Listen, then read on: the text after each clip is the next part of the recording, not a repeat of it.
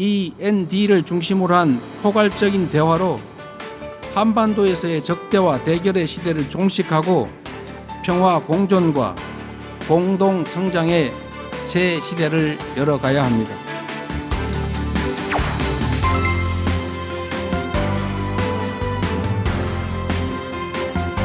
내란의 어둠에 맞서 대한민국 국민들이 이뤄낸 빛의 혁명은 유엔 정신의 빛나는 성취를 보여준 역사적 현장이었습니다.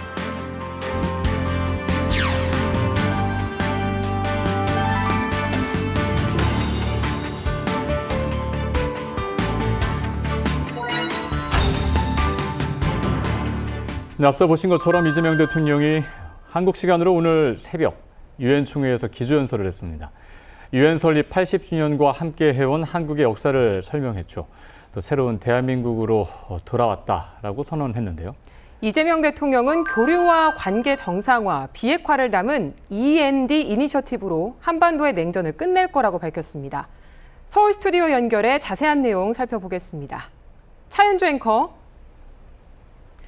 네, 대담 이어갑니다. 이재명 대통령의 유엔 총회 기조 연설과 주요 일정, 김열수 한국군사문제연구원 안보전략실장과 함께 자세히 짚어보겠습니다. 안녕하십니까? 네, 안녕하세요.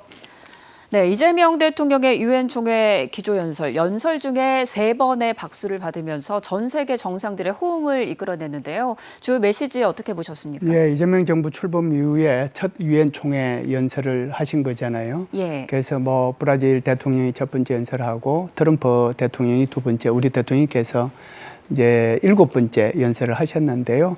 지금 말씀하신 것처럼 한 20분 정도 연설을 하셨거든요. 이제 그 연설하는 동안에 평화라고 하는 용어를 25번, 민주주의 12번, 한반도 8번 이렇게 이제 언급을 했는데 이 언급된 이제 많은 빈도수가 결국은 핵심 내용이라고 저는 생각을 해요. 그래서 이제 크게 보면은 3가지 얘기를 했다라고 봅니다. 하나는 작년 12월 3일 계엄 사태로 인해서 한국의 민주주의가 후퇴했는데 그게 민주주의가 이제 귀환이 됐다. 한국의 민주주의가 회복이 됐다라고 하는 것을 첫 번째 말씀을 하셨고요. 두 번째는 이제 우리의 외교 정책의 이제 기조를 얘기를 했는데 그 외교 정책의 기조라고 하는 것이 인류 공영을 위해서 우리 한국이 어떻게 더 기여할 것인가 여기에 대해서 말씀을 하셨거든요.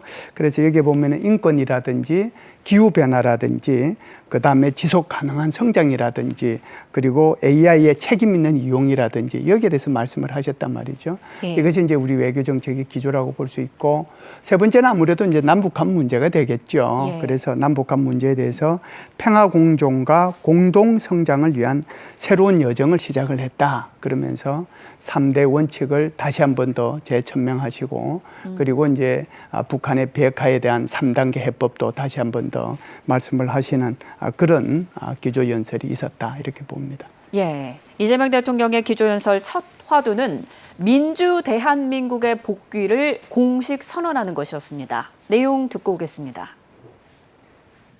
대한민국은 유엔이 설립된 후에 식민 지배에서 해방됐고 유엔의 도움으로 분단의 상흔과 전쟁의 폐허 속에서도 국가 재성을 유지하며 산업화를 일궈내고 민주주의를 꽃피웠습니다. 친위 쿠데타로도 민주주의와 평화를 염원하는 대한국민들의 강렬한 의지를 결코 꺾을 수 없었습니다. 지난 겨울 내란의 어둠에 맞서 대한민국 국민들이 이뤄낸 빛의 혁명은 유엔 정신의 빛나는 성취를 보여준 역사적 현장이었습니다. 저는 오늘 세계 평화와 인류 공영의 미래를 논의할 이 유엔 총회에서 세계 시민의 등불이 될 새로운 대한민국이 국제사회에 완전히 복귀했음을 당당하게 선언합니다. 우리 대한민국은 이제 민주주의 회복의 경험과 역사를 아낌없이 나누는 선도 국가로서의 역할을 마다하지 않겠습니다. 네, 새로운 대한민국으로 완전히 복귀했음을 당당히 선언한다라고 밝혔습니다. 이재명 대통령이 민주주의로의 복귀를 화두로 꺼낸 배경 어떻게 보십니까? 예, 아무래도 이제 작년도 12월 3일 날 이렇게 계엄 사태가 선포되는 것을 친위 구테타로 이렇게 규정을 했고요. 예. 여기에 대항하기 위해서 우리 이제 서울 시민들이 이제 들고 나섰는데 네. 거기가 이제 주로 이제 나온 것이 옛날에는 이제 촛불이 많이 나왔지만 이제는 이제 오색 응원봉이 나왔잖아요. 그래서 이것을 이제 빛의 혁명이라고 이렇게 대통령께서 말씀을 하셨습니다. 그래서 이런 것이 바로 대한민국의 회복력과 민주주의의 저력을 보여준 게 아니냐. 그래서 이 민주주의의 저력이라고 하는 것이 이게 대한민국의 것만 이런 회복이라고 하는 것이 대한민국의 것인과 동시에 그 세계의 것이기도 하다. 이렇게 얘기를 했거든요. 예. 그래서 새로운 대한민국의 복귀를 선언한다라고 얘기했을 때 제가 유심히 들었는데 이때 박수가 제일 컸던 것 같아요. 그래서 이 말씀은 결국은 민주주의가 뭐 대한민국만 이렇게 민주주의가 되어서는 안 되는 거잖아요. 다른 나라에서도 위험성이 처할 수 있는데 한국의 경험을 공유하고 전 세계도 민주주의를 지속시켜 나가기 위해서 노력해야 된다. 거기에 대한민국도 공헌하겠다. 그런 의미가 있다고 봐야죠. 네, 이번 유엔 설립 80주년을 맞는데 여러 가지 도전에 직면해 있습니다. 이재명 대통령은 유엔의 성취가 곧 대한민국의 역사다라고 언급을 했습니다. 이거 메시지 어떻게 볼 수 있을까요? 예, 굉장히 의미 있는 메시지라고 보고요. 아시다시피 이제 올해가 유엔 창설 80주년이기도 하지만 대한민국이 광복을 한 지도 80주년 되는 해잖아요. 예. 지금 말씀하신 것처럼 대한민국 자체가 유엔의 존재 가치를 증명하는 그런 거라고 봐야 되겠죠. 1945년도 이후에 1948년도 해방정국을 거쳐서 대한민국 정부가 수립이 됐는데 대한민국 정부가 수립될 때 누가 왔습니까? 유엔 소위 말해서 투표 감시단이 한국에 들어왔잖아요. 물론 이제 북한에서는 못 들어오게 했기 때문에 한국에 들어와 가지고 우리의 투표 감시를 하고 그래서 대한민국 정부가 출범할 수 있도록 해줬잖아요. 예. 그리고 이제 그해 12월 달에는 유엔 총회를 통해 가지고 대한민국이 이 투표가 이루어진 한반도에서 유일한 합법 정부라는 것을 선포를 해주기도 했거든요. 네. 그러니까 유엔에 이제 도움을 받은 거죠. 그런데 1950년에는 어떤 일이 있었습니까? 6.25 전쟁이 일어나지 않았습니까? 북한이 남침을 하니까 미국을 포함해서 전 세계의 16개의 국가들이 전투병을 우리나라에 이제 파병을 했단 말이죠. 그러면 이것도 이제 유엔의 깃발 아래 유엔군들이 대한민국에 들어와서 대한민국을 그런 누란의 위기에서 구해내지 않았습니까? 이것도 이제 유엔의 덕이라고 봐야 되는데요. 한번 보시죠. 그러면은 우리가 1945년도 해방 이후에 5년도 채 안 돼서 6.25 전쟁이 일어났고 6.25 전쟁이 완전히 폐허가 됐는데 대한민국이 뭐가 있습니까? 국민소득이라고 얘기할 수 있을 정도의 국민소득도 없었잖아요. 여기에 누가 우리한테 구호 물자를 보내줬습니까? 바로 이제 유엔이 구호 물자를 보내주고 미국을 포함한 국제사회가 우리나라한테 이런 그 구호 물자를 보내주지 않았습니까? 이런 것들을 통해서 폐허 위에서 대한민국이 살아날 수 있도록 해줬고 예. 그런 과정을 통해서 대한민국은 산업화와 민주화를 이루었고 그리고 1991년도에는 남북한이 동시에 유엔에 가입을 하게 되었잖아요. 네. 그래서 그것이 바로 이제 대한민국이 국가 정체성을 유지하고 산업화를 이룩하고 민주화를 가는 과정 속에서 유엔이 굉장히 큰 역할을 했다. 그래서 대한민국의 존재 자체가 유엔이 얼마나 가치 있는 그런 국제기구인지를 증명하는 거다. 이렇게 이제 얘기를 했다라고 볼 수가 있죠. 예, 또 이 한반도 정책에 대한 메시지에도 전 세계가 주목했습니다. 발언 내용 듣고 오겠습니다. 민주 대한민국은 평화 공존, 공동 성장의 한반도를 향한 새로운 여정을 시작합니다.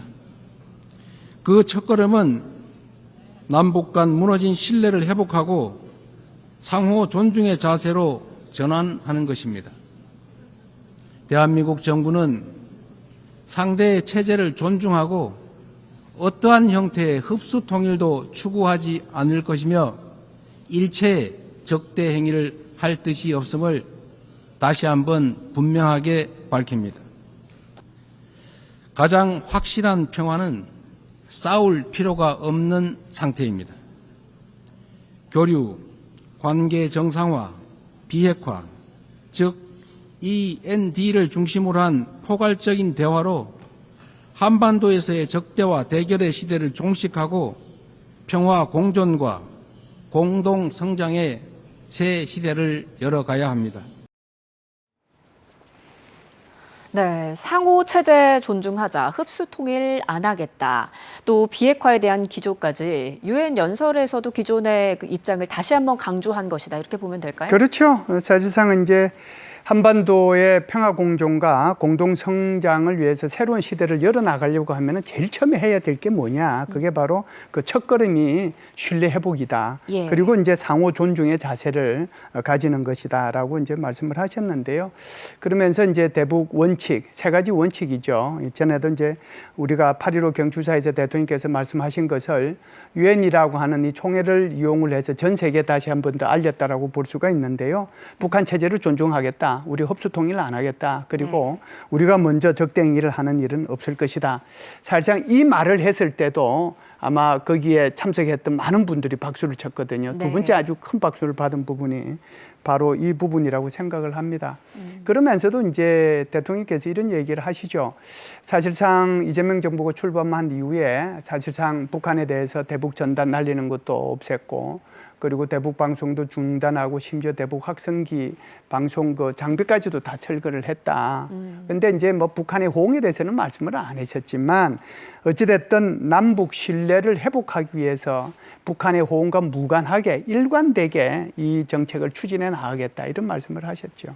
예, 이재명 대통령은 END 이니셔티브를 내세웠습니다. 그러니까 교류, 관계 정상화, 비핵화 이 영어의 약자를 딴 건데 이 개념들 어떻게 해석하면 될까요? 우선 뭐 END부터 먼저 말씀을 드려야 될 것 같습니다. END가 end 끝난다는 거잖아요. 네. 끝난다는 건데 E라고 하는 것은 exchange 교류하겠다라고 하는 거고요.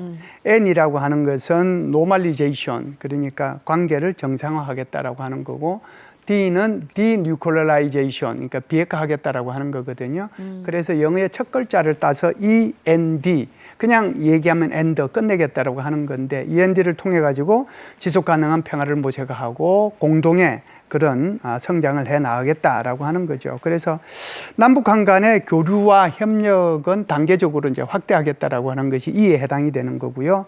두 번째 이제 노멀리제이션이라고 하는 관계 정상화는 어떻게 하느냐 하면 이거는 이제 한국과 북한과의 관계 정상화도 여기에 포함이 되지만 그것뿐만 아니라 북한이 미국과의 관계 그리고 북한이 다른 국제사회 또는 국제기구와의 관계 그것도 정상화하도록 한국이 지원해 주겠다는 그런 얘기예요. 네. 그런 의미에서 노멀리제이션을 얘기하신 거고요. 세 번째는 이제 디누클라이제이션이라고 하는데 비핵화인데 그 비핵화 원칙은 세 가지죠. 그래서 대통령께서 얘기하신 거는 그런 겁니다. 비핵화라고 하는 이 우리의 그 목표라고 하는 것은 변하지 않는다. 그런데 이 변하지 않는 이 목표를 계속해서 우리가 주장한다고 해서 해결되는 것이 아니니 예. 새로운 어떤 그 방법을 모색해 보자라고 얘기한 것이 바로 비핵화를 위한 3단계 해법이라고 볼 수 있는데 처음에 동결하고 그다음에 축소하고 그리고 나서 이제 폐기하자라고 하는 것이 3단계 해법이거든요. 네. 그래서 그 말씀을 했는데 그러면서 이 3단계 해법이 잘 돼서 북한이 비핵화가 될 수 있도록 국제사회가 이렇게 좀 지지해 줄 것을 당부하셨다 이렇게 봅니다. 네, END, 냉전을 엔드시킨다, 냉전을 종식시킨다. 그러면서 공동 성장을 향해 나아가자라는 메시지였습니다. 이재명 대통령은 유엔이 주도하는 지속 가능한 평화에 대해서도 책임 있는 역할을 강조했습니다. 관련 내용 듣고 오겠습니다. 오늘날 대한민국은 유엔의 평화 유지 및 평화 구축 활동에 있어 핵심적인 기여국으로서 책임을 다하고 있습니다. 평화를 위협하는 것은 물리적인 요소만이 아닙니다. 인공지능 기술이 안보 역량을 결정하고 사이버 공격이 국가 안보를 위협하는 시대.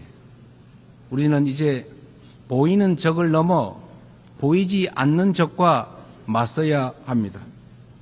아울러 다음 달 대한민국 경주에서 열릴 에이펙 정상회의에서 에이펙 AI 이니셔티브를 통한 AI 미래 비전을 공유하고자 합니다.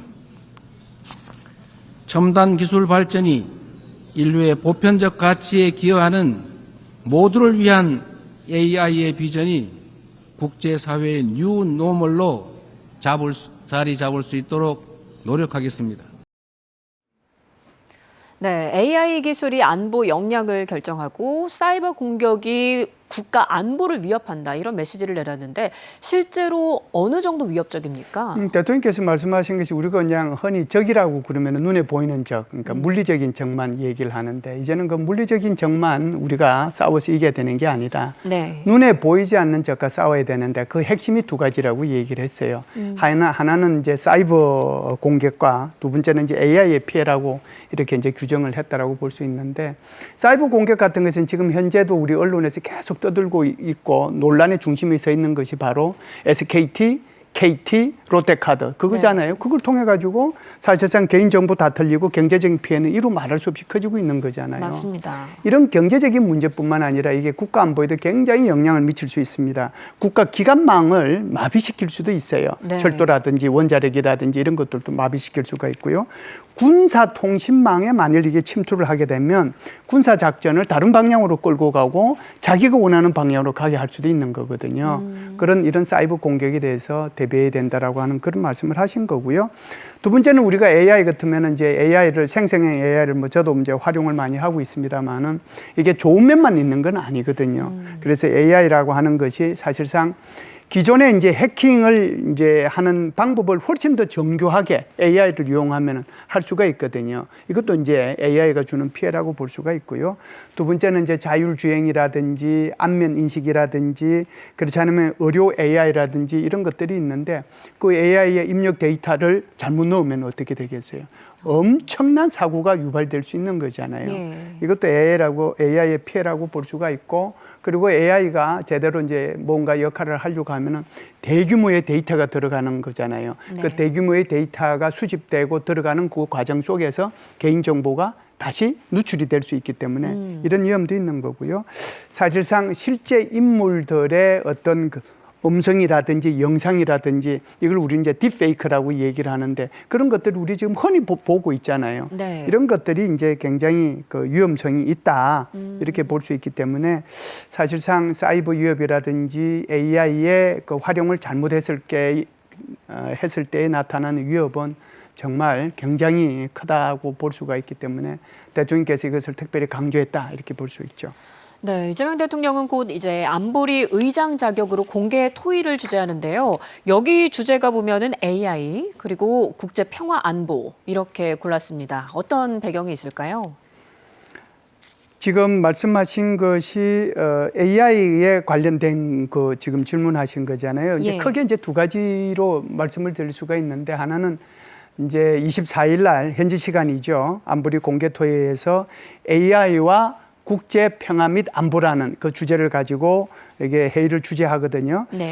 그래서 AI가 모두의 AI for all이라고 하는 그 기조 아래서 AI가 국제사회의 평화와 번영에 미치는 영향, 그리고 이제 여기에 공동 대응 방안에 대해서 이제 얘기를 하게 될 겁니다. 그래서 AI 기술에 대한 어떤 긍정적인 기회와 혁신 이런 것들도 말씀을 하시지만 AI가 안보 위협으로 작용될 때의 어떤 위험성 이런 네. 것들도 얘기할 거거든요. 그러면은 뭐가 중요하냐? 그러면은 결국은 AI 가버넌스가 이제 중요하지 않겠어요? 네. 그래서 여기에 대한 어떤 그 뭐라고 할까요? 윤리적인 기준, 투명성, 뭐 AI에 대한 어떤 규제 이런 것들을 하려고 하면은 다자 협력을 통해서 이걸 해야 된단 말이죠. 네. 여기에 대한 논의를 안보리 의장국으로서 아마 이 회의를 주재할 거고요. 두 번째가 이제 사실상 10월 31일 그리고 11월 1일에 있는 경주 에이펙에서 이제 하는 회의에서도 다시 이 AI를 아마 얘기를 하시게 될 겁니다. 경주 에이펙의 주제가 뭐냐면은 우리가 만들어가는 지속 가능한 내일이거든요. 네. 그러면은 여기에 이제 부제는 연결, 혁신, 번영입니다. 그래서 이 내용에 보면은 AI와 디지털 혁신이라든지 AI를 활용한 경제 활성화 문제와 사회 문제 해결 그리고 이제 AI 문제도 사실상 컴퓨터도 양극한 문제가 있지만 AI도 이걸 잘 활용하는 국가, 아주 높이 발전된 국가가 있고 그렇지 않은 국가가 있잖아요. 그 양극한 문제가 있기 때문에 여기에 대한 해소 방안 그리고 이런 것들을 위해서 국제 협력을 어떻게 해 나가야 될 건가 이런 구상들이 아마 논의가 되지 않겠는가 이렇게 봅니다. 네, 트럼프 대통령도 기조연설에 나섰는데 자신이 7개 전쟁을 끝냈다. 특히 UN 그리고 유럽 국가들에 대해서 독서를 퍼부었더라고요. 네, 이거 어떻게 볼 수 있을까요? 그래서 이제 이런 거죠. 우리나라 대통령께서 유엔 총회 연설한 거하고 트럼프 대통령 연설한 거하고 너무 대비된다. 네. 그런 생각이 들어요. 그래서 우리나라 대통령이 연설한 것은 사실상 대한민국의 역사가 유엔의 존재 가치를 증명하는 거다. 그래서 유엔이 얼마나 중요한 역할을 해왔는지를 갖다가 얘기를 했는데 오히려 트럼프 대통령은 유엔의 무능화를 이제 질타를 하고 네. 오히려 자신이 7개의 전쟁을 종식시켰고 그럼에도 불구하고 유엔은 자신한테 고맙다는 얘기조차도 안 했다. 네. 이런 얘기를 하면서 관세 전쟁을 통해서 미국이 얼마만큼 부자가 되고 있는지만 역설을 많이 했거든요. 그러면서도 지금은 이제 팔레스타인에 대해서 국가로 이제 인정해 주는 그런 나라들이 G7 국가에서도 나타나고 그러니까 이건 오히려 하마스의 만행을 갖다가 이렇게 인정해 주는 거 아니냐 이런 비판을 했어요. 네. 그리고 이제 비판한 것 중에 하나가 이제 우리나라 이제 대한민국 대통령은 기후 변화에 적극적으로 대처하기 위해서 우리가 앞으로 어떤 정책을 추진해 나갈 것이고 유엔과 또는 국제 사회와 여기에 대해서 같이 논의하면서 협조해 나가겠다라고 얘기를 했는데 네. 트럼프 대통령은 기후 변화를 사기극이라고 다시 규정을 했단 말이죠. 예. 그러면서도 이제 러시아에 대한 이제 비판이 있었다라고 보는데 그래서 전쟁을 끝내기 위한 합의에 나서지 않으면은 강력한 제재 조치하겠다. 그리고 이제 유럽 나라들도 러시아의 석유나 가스 이거 더 이상 수입하지 말아라. 러시아 경제는 지금 붕괴되고 있는데 대러 경제 제재 더 가하겠다. 아주 강력하게 러시아에 대해서 정말 오래간만에 비판을 제대로 했다라고 볼 수가 있겠습니다. 네, 유엔 연설 한 시간 정도 했는데 여기에 네. 북한 관련 언급은 전혀 없더라고요. 네. 북미 대화 염두에 둔 거라고 해석해도 될까요? 그럴 가능성도 있죠. 그럴 가능성이 있는데 예를 들어서 이제 저는 어떤 기대를 했냐면 북미 대화에 대한 어떤 비핵화 문제라기보다는 북한하고 같이 한번 이제 올해 중으로 만나겠다라고 지난번에 한미 정상회담을 통해서 얘기를 했잖아요. 그렇기 때문에 한번 만났으면 좋겠다. 그 얘기를 나올 줄 알았거든요. 네. 그런데도 그 얘기는 이제 뭐 일체 나오지 않았던 것 같습니다. 어제 또 이재명 대통령은 미 상하원 의원단을 만났습니다. 이제 에이펙에서 우리나라와 미국 간의 두 번째 정상회담이 예정이 있는데요. 여기에서 근로자 비자 문제 그리고 관세 문제에 대해서 의원들에게 협조를 당부했습니다. 아무래도 에이펙에서 이런 의제들도 관련해서 함께 논의가 되겠죠? 예, 뭐 논의는 되겠지만요. 그 상하원 의원단 4명 만났을 때 이제 가장 강조했던 게 두 가지인데 하나는 이제 소위 말해서 E4 비자라고 하는 거죠. 한국 동반자법이 2012년도에 의회에 개정이 됐다가 다시 이제 철회됐다가 다시 개정이 됐다가 이런 것을 몇 번 반복해가지고 지금 개정이 돼 있는데 전체적으로 보면은 이런 그 한국 동반자법이라고 하는 한국인만을 위한 그런 비자법에 대한 민주당과 공화당 의원들의 지지하는 숫자가 줄어들고 있어요. 이런 문제가 있기 때문에 여기에 대해서 좀 관심을 가져달라라고 이제 얘기를 한 거고 두 번째는 지금 말씀하신 것처럼 우리 전문 인력이 구금되는 사태가 다시 일어나서는 안 되겠다. 그 얘기를 이제 강조한 거죠. 사실상 에이펙 정상회담에서는 우리 대통령께서 미국하고 이제 관세 협상이 지금 계속해서 물밑 협상이 이루어지고 있거든요. 그때쯤 되면은 마무리가 되기를 저는 바라는 거고요. 네. 그래서 그 문제가 이제 주 의제가 떠오를 거라고 생각을 하고 동맹의 현대화 문제 이 문제도 논의될 것 같다는 생각과 함께 북한의 비핵화 문제도 논의될 것이고 지금 말씀하신 것처럼 비자 문제라든지 이런 것들도 같이 논의하지 않겠는가 이렇게 봅니다. 네, 알겠습니다. 오늘 이야기 여기까지 듣겠습니다. 지금까지 김열수 한국군사문제연구원 안보전략실장과 함께 이야기 나눴습니다. 실장님 감사합니다. 네, 감사합니다.